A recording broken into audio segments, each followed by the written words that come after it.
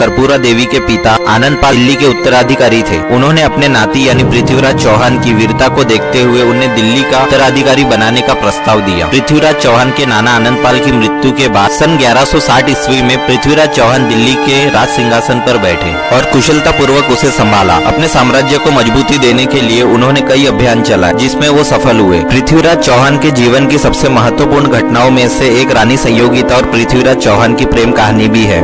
राजा जयचंद की बेटी संयोगिता ने पृथ्वीराज चौहान के वीरता तथा आकर्षता के कई किस्से सुने थे, जिससे वो अपना दिल पृथ्वीराज चौहान को दे बैठी। रानी संयोगिता ने उस समय गुप्त तरीके से पृथ्वीराज चौहान को कई प्रेम पत्र भेजे, जिसके जवाब में पृथ्वीराज चौहान ने भी कई पत्र भेजे। पृथ्वीराज चौहान भी रानी संयोगिता को चाहने लगे थे, पर जब इस बात का पता रानी संयोगिता के पिता राजा जयचंद को चला तो उन्होंने रानी संयोगिता का स्वयंवर करने का फैसला लिया। इस वाक्य के बाद राजा जयचंद और पृथ्वीराज चौहान एक दूसरे से नफरत करने लगे। राजा जयचंद ने स्वयंवर में देश के सभी राजा को न्योता भेजा, परंतु पृथ्वीराज चौहान को अपमानित करने के लिए उन्हें न्योता नहीं भेजा, बल्कि पृथ्वीराज चौहान जैसी द्वारपाल की मूर्ति बनाकर अपने महल के द्वार पर खड़ी कर दी। पृथ्वीराज चौहान राजा जयचंद की अपमानित योजना समझ गए और उन्होंने अपनी प्रेमिका को पाने के लिए एक गुप्त योजना बनाई। रानी संयोगिता से विवाह करने के लिए एक से बढ़कर एक राजा आए हुए थे। जब रानी संयोगिता वरमाला लेकर आगे बढ़ी और एक एक करके सभी राजाओं के पास से गुजरी और सीधे जाकर द्वार पर खड़े पृथ्वीराज चौहान की मूर्ति को उन्होंने वरमाला पहनाया। तब परंपरा के अनुसार लड़कियों को अपना वर चुनने का अधिकार था। मूर्ति को वरमाला पहनाते देख सभी राजा ने अपमानित होना महसूस किया। तभी मूर्ति के पीछे खुद पृथ्वीराज चौहान खड़े थे। वो तुरंत रानी संयोगिता को उठाकर बाकी सभी राजाओं को युद्ध के लिए चुनौती देकर रानी को अपने साथ अपने राज्य ले आए। उसके बाद राजा जयचंद और पृथ्वीराज चौहान के बीच 2 बार भयानक युद्ध हुआ, जिसमें कई सैनिक मारे गए और दोनों पक्षों को काफी नुकसान हुआ। पृथ्वीराज चौहान की 3 लाख की सेना थी।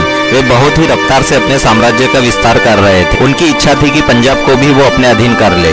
उस समय पंजाब में मोहम्मद गौरी का शासन था। पृथ्वीराज चौहान ने अपनी विशाल सेना के साथ मोहम्मद गौरी पर सीधा हमला किया। इस जबरदस्त हमले के बाद पृथ्वीराज चौहान ने सरहिंद, सरस्वती तथा हांसी पर अपना राज स्थापित किया। लेकिन उसके बाद एक युद्ध में पृथ्वीराज चौहान को भारी नुकसान हुआ। उसके बाद पृथ्वीराज चौहान ने अकेले ही मोहम्मद गौरी का सामना किया और उसे बुरी तरह घायल किया तथा मोहम्मद गौरी को उस युद्ध को छोड़कर भागना पड़ा। कहा जाता है कि पृथ्वीराज चौहान ने मोहम्मद गौरी को 17 बार युद्ध में हराया था, जिससे मोहम्मद गौरी प्रतिशोध की आग में जल रहा था। उसने संयोगिता के पिता राजा जयचंद से हाथ मिला लिया, जो पृथ्वीराज चौहान का कट्टर दुश्मन था। पश्चात मोहम्मद गौरी और राजा जयचंद ने मिलकर पृथ्वीराज चौहान पर फिर से हमला किया। यह युद्ध सन 1192 में माना जाता है, जिसे तराइन का युद्ध भी कहा जाता है। इस युद्ध में राजा जयचंद ने षड्यंत्र रचकर पृथ्वीराज चौहान की मदद के लिए सेना की एक टुकड़ी भेज दी और राजा जयचंद के धोखेबाज सेना ने पृथ्वीराज चौहान की सेना की लाशें बिछा दी। इस युद्ध